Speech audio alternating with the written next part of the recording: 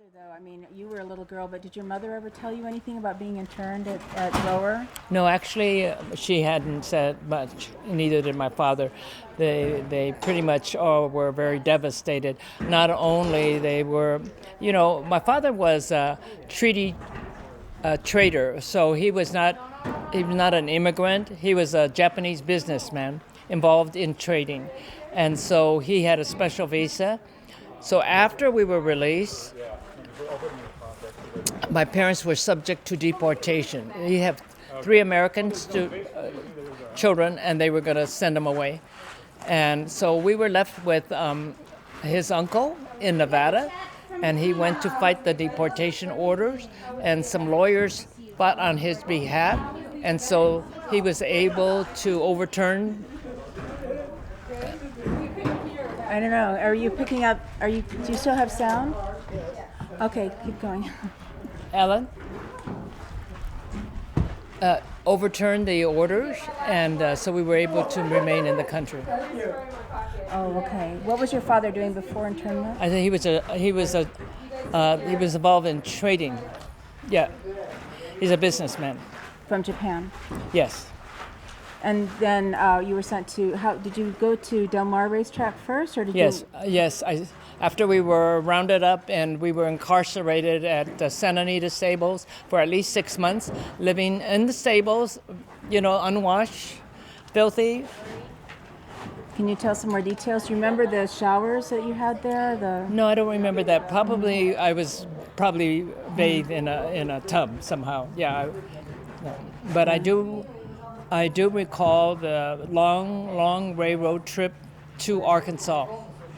Yes, because while your parents don't tell you what's going on, you could just, as a child, you could absorb all the pain and the uncertainty. So you understood that something bad was happening? Yes, terrible, yes. Did they cry in front of you? Or never, they just never. These are very stoic people, yes. And then once you got to Roar, do you remember anything about the camp at all? Little bit.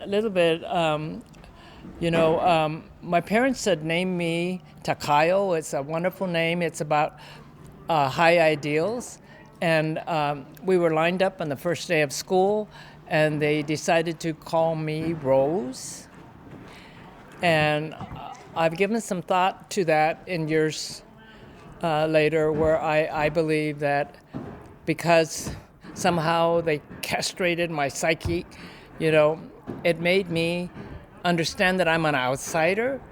And it was very empowering because my life has been all about advocacy. I was a lawyer to create Manzanar, and it was a rough battle. You're going against the Department of Water and Power, the most powerful kind of entity in LA City, and you can ask Inyo County.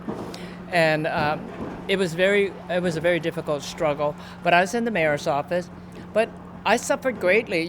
They took away my palatial office, started taking away staff, and started taking away my responsibilities, drugs, domestic violence, gangs, whatever. And I'm going to say this tomorrow. Sue Embry, I was her lawyer. I met her when I was with the Public Interest for USC, a special law firm. And I was a counsel on Serrano versus Priest, a major unconstitutional challenge. And anyway, Sue came to me, and I was her lawyer. I incorporated the Manzanar Committee. And so then, after they had the state designation that Warren spoke of today, I was going to work on the federal designation to become a National Historic Site. And it was a struggle. And fortunately, we had somebody that was quite courageous. His name is Keith Bright. He was the supervisor in Inyo County.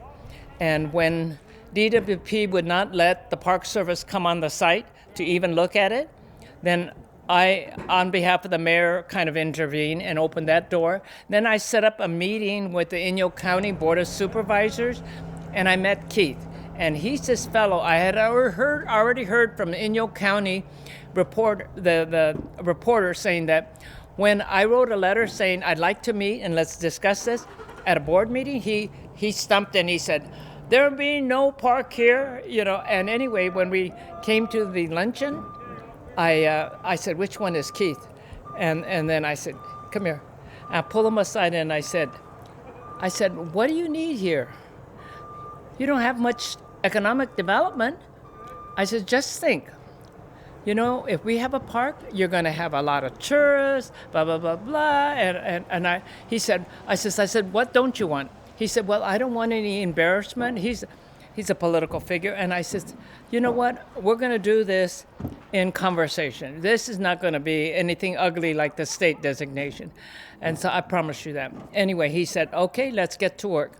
And I have to tell you, it was an amazing journey because he rounded up the Republican votes. Really? And then I handled the Republican Democratic. votes? Wow. But still, it was a really, really tough battle. And in City Hall, the former deputy mayor, his name is Mike Gage, went on to become the president of DWP. And this is a very, very smart and tough guy. He used to be an assemblyman. And anyway, he's going to do everything he could to stop me. And I was just talking to Barbara's husband. He teaches at UC Davis.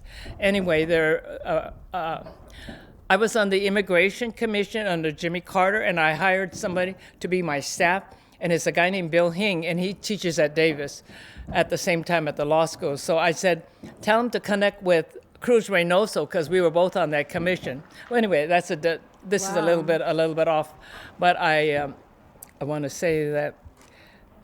You worked very hard. You But worked very what hard. I was able to do is the DWP found an expert on water at UC Davis, and they purported that he wrote this neutral language. This is the last battle, and they want to protect their water rights. And I said that this is ridiculous. This is a DWP Protection Act.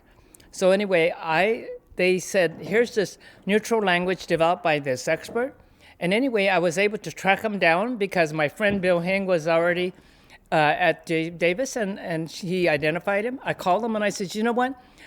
Our community's hopes and expectations are just going to turn on what you're going to tell me. I'm going to fax something to you. You tell me if that's your work. And he called me up and he said it's not. DWP had changed it and lied to the mayor. So I let the mayor know, and he said, call Cranston. It was all over. But anyway, what I want to say tomorrow when the designation is, Sue's son does not know this, but when I had lost my office and they start pulling away my staff, taking away my responsibilities, and this is many, many years in this battle, Sue turned to me and she says, Rose, let's give up. You're going to be fired. And I talked to my husband and I just says, so be it. You know what? The hell with it. We're going to win.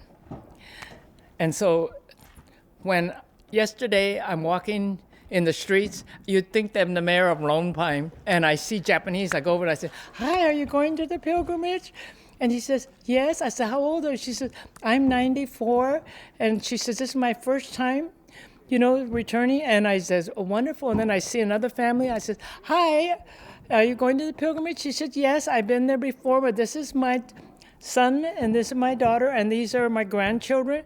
And I was just thinking that was rewarding. It's, it's been great all of these years, but it's like the healing occurs, when the people come and somehow it's something that they've denied, like my parents, they've never talked about it. And somehow you come here and maybe they can release some of the pain. I'm going to share a story with you. I just arranged today. You know the man that was sitting there? He's 100 years old. He was interned here. And his nephew and my friend is a niece. They came to a Manzanar committee meeting, and she said that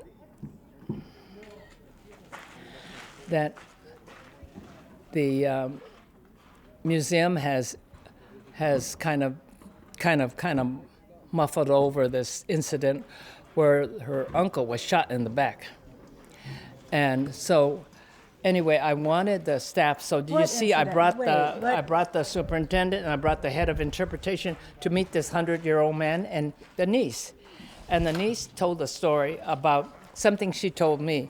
She said, She says, my aunt wore this raggedy old vest every day. And so when I grew up, I said, why do you wear that old raggedy old vest? She says, because I want to show everybody the hole is in the back. So she was wearing the. He was shot in the back. Tell me a little bit about that, if you And can. then at this, there was some factions here at Manzanar, and so I guess there was a disturbance. But this young man, he was at a teenage dance. When they heard the commotions, he came out and he was shot in the back. And the park superintendent told the doctor, his name is Dr. Gojo. His niece is one of the members of the Manzanar committee. She comes over to me at the committee meeting and she said, well, you know what? My uncle refused to sign the death certificate that he was shot in the front, and so they banished him to Utah. So anyway, these are stories that are still unraveling, and so today I kind of create an opportunity to have the superintendent and the family, and here's a 100-year-old man that was standing up over here, looking at the monument. And anyway, so that's so satisfying to me. Yeah. Beautiful. It sounds like it's all about justice for you. Yes. It's about yes, justice. yes. Well, it's nothing is about revenge, but it's always about the idea so that you do not want to see this happen to anyone. So in my speeches, I always talk about. I was in the Clinton administration. After Tom Bradley, I went to the White House, and then I went to the Justice Department for about 4 years. And then I returned to LA as a police commissioner. And most recently, I've been director of a forensic science institute and anyway, that's why they're teasing, because they said I'm bringing that kind of expertise. Now we're trying to unravel some of these falsehoods. Yeah. Yeah. Anyway. Yeah, you have But it's been a labor of love. Yeah.